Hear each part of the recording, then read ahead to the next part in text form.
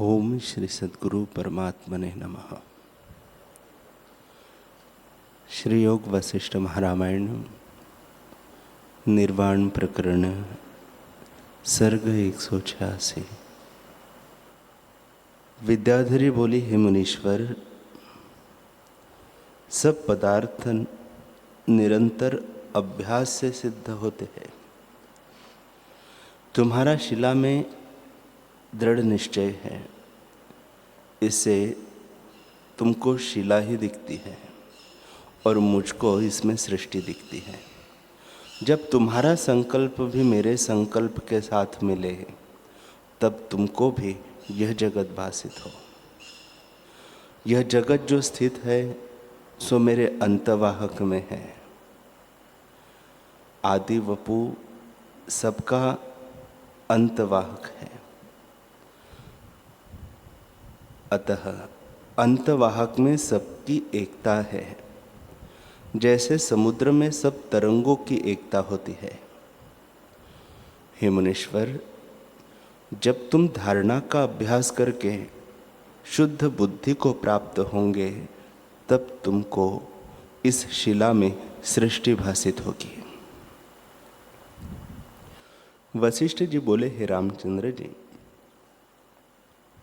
जब उसने इस प्रकार मुझसे शुद्ध युक्ति कही, तब मैंने पद्मासन लगाकर सब विषय त्याग दिए और कथा के क्षोभ का भी त्याग कर अपने आदि भौतिक का भी त्याग किया। तब निरंतर शुद्ध बोध का अभ्यास करने से मुझ में बोध का अनुभव उदय हुआ। जैसे मेघ के अभाव से शरतकाल का आकाश निर्मल होता है, वैसे ही कलना से रहित मुझ में शुद्ध बोध का अनुभव उदय हुआ। जो उदय और अस्त से रहित परम शांत रूप है, उसमें वह शिला मुझको आकाश रूप देख पड़ी और शिला तत्व से केवल बोध मात्र दृष्टिगोचर हुई। पृथ्वी आदि तत्व कोई मुझको नजर न आए, केवल अद्वैत आकाश आत्म तत्व मात्र अपना रूप ही दृष्टिगोचर हुआ। पर जब बोध मात्र से अंतवाहक रूप होकर स्पंदन फुरा, तब अंतवाहक से उस शिला में सृष्टि भासित होने लगी। जैसे मनोराज्य की सृष्टि होती है और बोध से भिन्न भिन्न नहीं होती, वैसे ही वह सृष्टि मुझको दिखी और शिला का रूप प्रतीत हुई। जैसे स्वप्न के ग्रह में शिला दिखे तो वह अनुभव ही शिला और ग्रह रूप होकर भासित होती है, कुछ भिन्न नहीं होता। वैसे ही वह शिला देख पड़ी।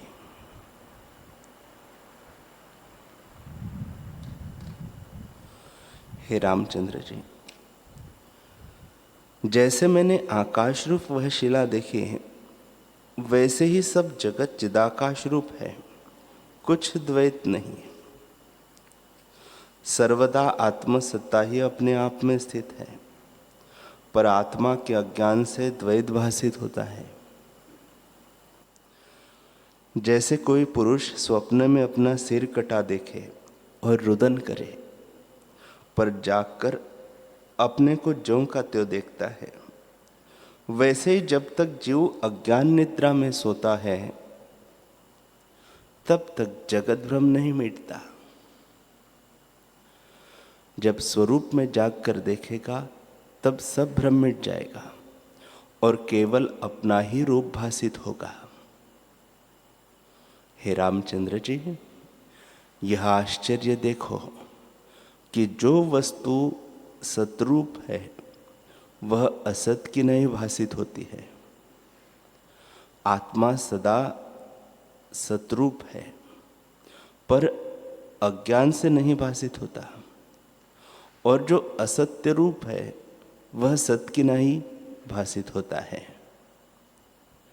शरीर आदि दृश्य असत रूप है, वे सत्य होकर भासित होते हैं। हे रामचंद्र जी, आत्मा सदा प्रत्यक्ष है और शरीर आदि परोक्ष है, पर अज्ञान से शरीर आदि प्रत्यक्ष लगते हैं और आत्मपद परोक्ष लगता है। हे रामचंद्र जी, आत्मा सदा प्रत्यक्ष है और इस लोक अथवा परलोक की क्रिया जो सिद्ध होती है वह संपूर्ण आत्मसत्ता से ही सिद्ध होती है। प्रत्यक्ष प्रमाण आत्मसत्ता से ही भासित होता है। आदि प्रत्यक्ष आत्मा ही है और सब कुछ आत्मा के पीछे जाना जाता है। जो पुरुष कहते हैं कि आत्मा योग और मन से प्रत्यक्ष होता है, वे मूर्ख हैं। आत्मा सदा प्रत्यक्ष है और प्रत्यक्ष अधिक प्रमाण भी आत्मा से ही सिद्ध होते हैं। माया इसी का नाम है कि सदा अपरोक्ष वस्तु आत्मा को परोक्ष जानना और शरीर आदि असत्य को सत्य मानना। हे रामचंद्र जी, जितने जीव हैं उनका वास्तव रूप ब्रह्म ही है। उनमें आदि फुरना अंतवाहक रूप हुआ है, उसके अनंतर आदि भौतिक भासित होने लगा है। लोग भ्रम से आदि भौतिक को अपना रूप जानते हैं, पर जो सदा निर्विकार, निराकार, निर्गुण स्वरूप अपना रूप अनुभव है, उसको कोई नहीं जानता। सब जीवों का आदि शरीर अंतवाहक है। वह शुद्ध आत्मा का किंचन केवल आकाश रूप है और कुछ बना नहीं। संकल्प करके आदि भौतिकता दृढ़ हुई है, मिथ्या भ्रांति से भासित होती है। जैसे स्वप्न में आदि भौतिक शरीर भासित होता है, वैसे ही जागृत में आदि भौतिक शरीर भासित होता है। अंतवाहक अविनाशी है। इस लोक और परलोक में इसका नाश नहीं होता। वास्तव में बोध स्वरूप से भिन्न कुछ नहीं, भ्रम से आदि भौतिक दिखता है।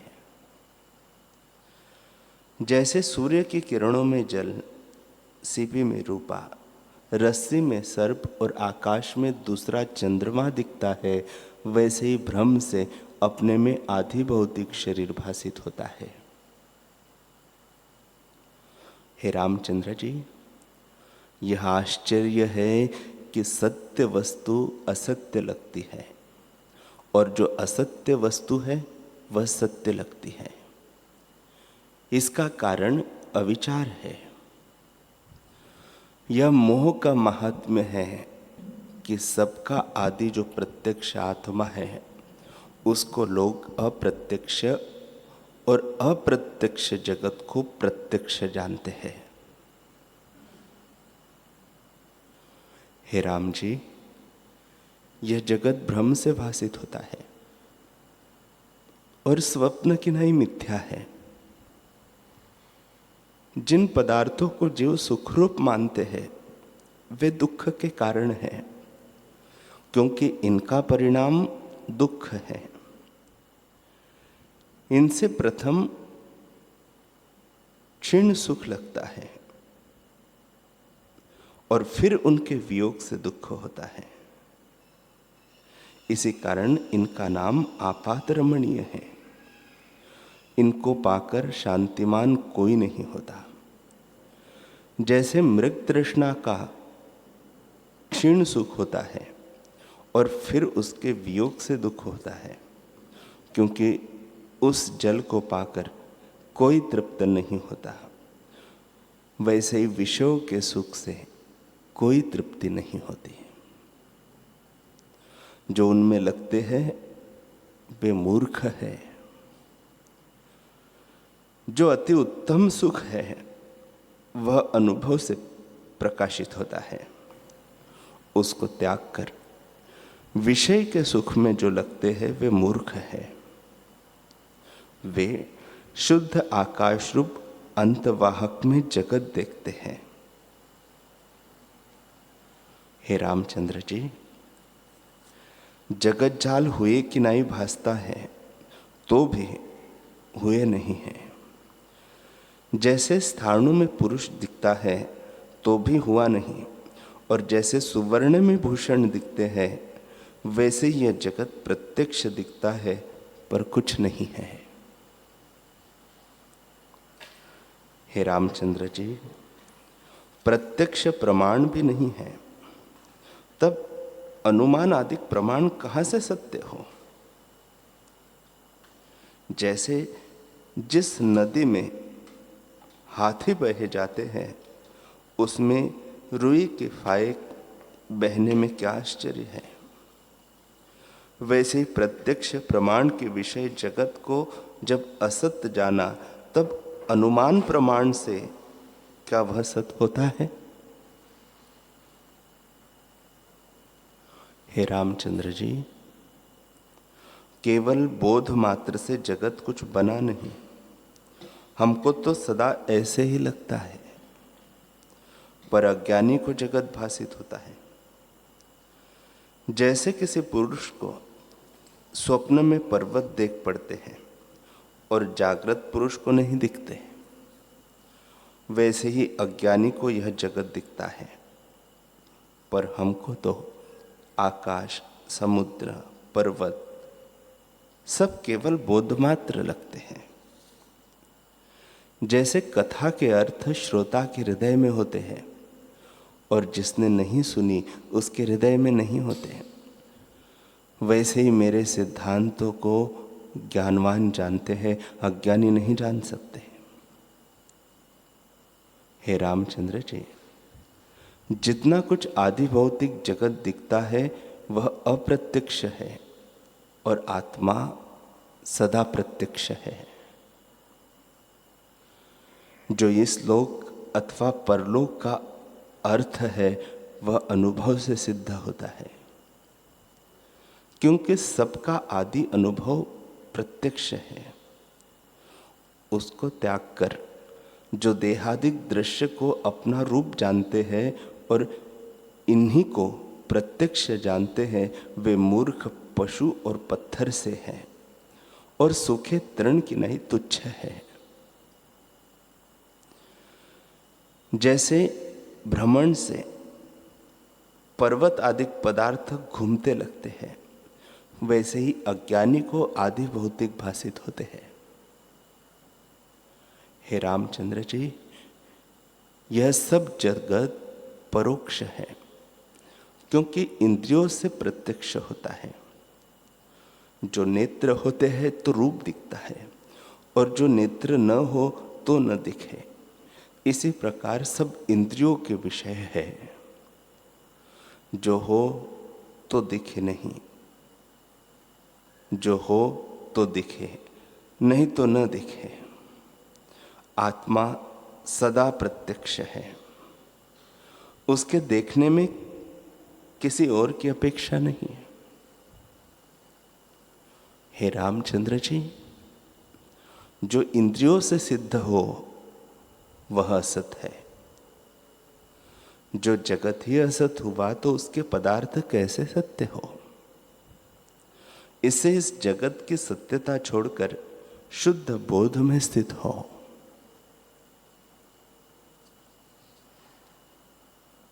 श्री वशिष्ठ जी बोले, हे रामचंद्र जी, जब मैं उस शिला को बोध दृष्टि से देखता तब वह मुझको ब्रह्मरूप लगती, और जब संकल्प दृष्टि से देखता तब पृथ्वी, द्वीप, समुद्र, पर्वत, लोक, लोकपाल, सूर्य, चंद्रमा, तारांगण, पाताल संयुक्त जगत दिखता। जैसे दर्पण में प्रतिबिंब दिखता है वैसे ही आत्मा रूपी आदर्श में जगत दिखता है। तब देवी ने शिला में प्रवेश किया और मैं भी संकल्प रूपी शरीर से उसके साथ चला गया। हम दोनों जगत के व्यवहार को लांघते गए और जहाँ परमेष्ठी ब्रह्मा का स्थान था वहाँ जा बैठे। तब देवी ने कहा, हे भगवान, तुम परमेष्ठी से ऐसे कहना कि मुझको यह ले आई है, और यह पूछना कि इसको जो तुमने विवाह के निमित्त उपजाया था, फिर क्यों इसका त्याग किया। हे मुनीश्वर, उसने मुझको विवाह के अर्थ उत्पन्न किया था, पर जब मैं बड़ी हुई तब उसने मेरा त्याग किया है। उसको वैराग्य उपजा है और उसे देखकर अब मुझको भी वैराग्य उपजा है। इसी से मैं परम पद की इच्छा रखती हूँ, जहाँ न दृष्टा है न दृश्य है और न शून्य है, केवल शांत रूप है, और जो सर्ग आदि और महाकल्प के अंत में रहता है उसमें स्थित होने की इच्छा है, जिसमें स्थित होने पर पहाड़ की सी निश्चल समाधि हो जाती है। ऐसे परम पद का उपदेश करो। हे रामचंद्र जी, इस प्रकार कहकर वह भर्ता के जगाने के लिए निकट जाकर बोली, हे नाथ, तुम जागो। तुम्हारे गृह में दूसरी सृष्टि के ब्रह्मा के पुत्र वशिष्ठ मुनि आए हैं। तुम उठकर उनका अर्घ्य पाद्य से पूजन करो, क्योंकि गृह में अतिथि आए हैं। महापुरुष केवल पूजा से ही प्रसन्न होते हैं। हे रामचंद्र जी, जब इस प्रकार देवी ने कहा तब ब्रह्मा जी समाधि से उठे और उनके प्राण देह और नाड़ियों में आकर स्थित हुए। जैसे वसंत ऋतु से सब वृक्षों में रस हो आता है, वैसे ही उनकी दशों इंद्रियों और चारों अंतःकरण में शने शने करके प्राण स्थित हुए और सब इंद्रियां खिलाई। तब उन्होंने मुझको और देवी को अपने सम्मुख देखा और ज्ञान से ओमकार का उच्चारण करके सिंहासन पर बैठे। ब्रह्मा जी के जागने से बड़ा शब्द होने लगा और विद्याधर, गंधर्व, ऋषि मुनि आकर प्रणाम करके स्तुति और ध्वनि से वेद पाठ करने लगे।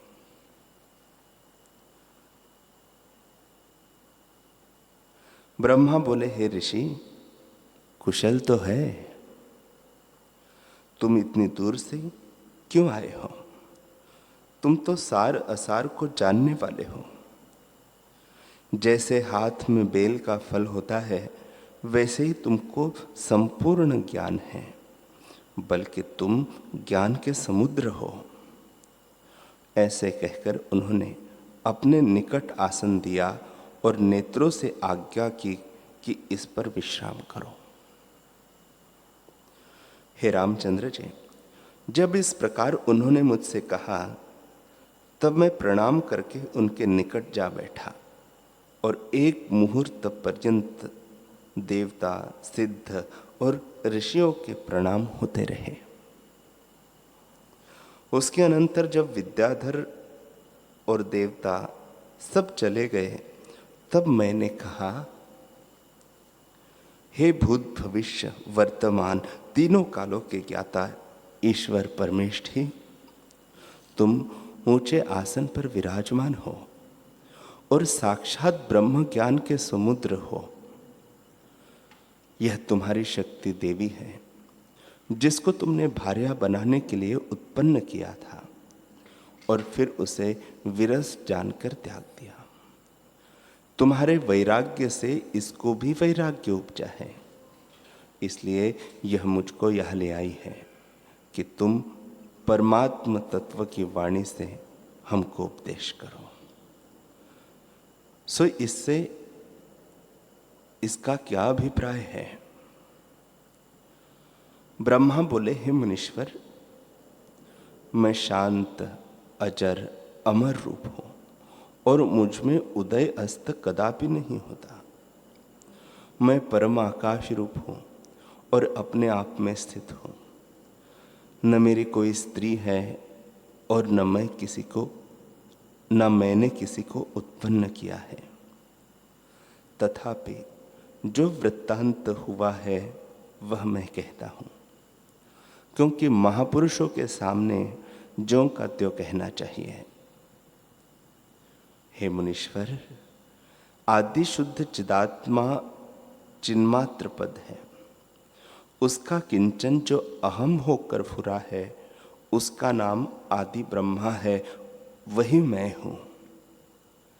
जैसे भविष्यत सृष्टि का हो, मतलब यह कि मैं संकल्प रूप दृष्टा और संकल्प रूप हूं, पर वास्तव में आकाश रूप सदा निरावरण हूं और अपने आप में ही मेरी अहम प्रतीति है।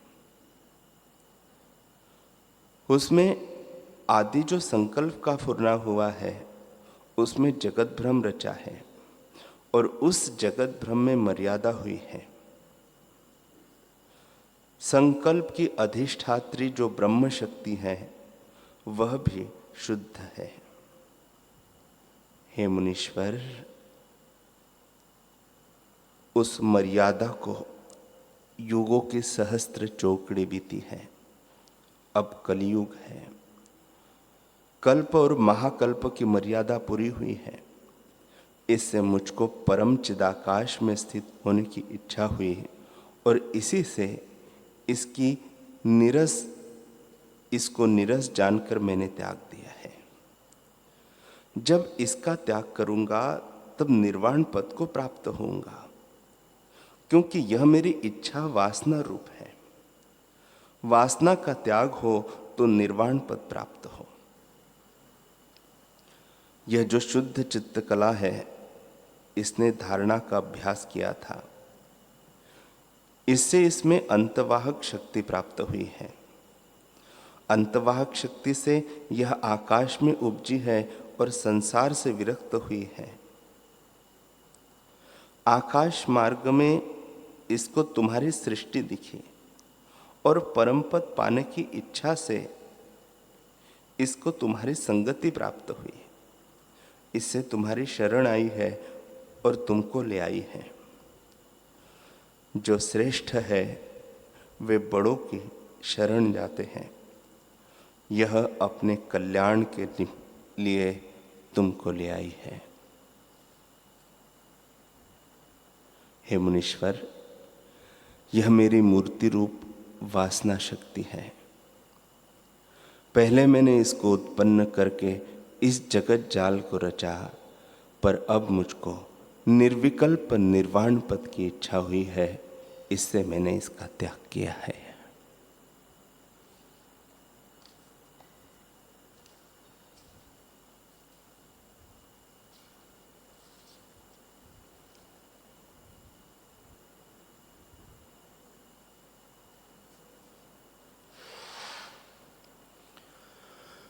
हरि ओम।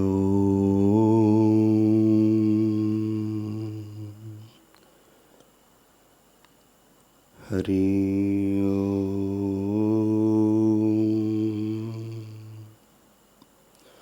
ओम। सहनावतु सहनौ भुनक्तु सह वीर्यं करवावहै तेजस्विनावधीतमस्तु मा विद्विषावहै। ओम शांति शांति शांति। श्री सद्गुरुदेव भगवान की जय।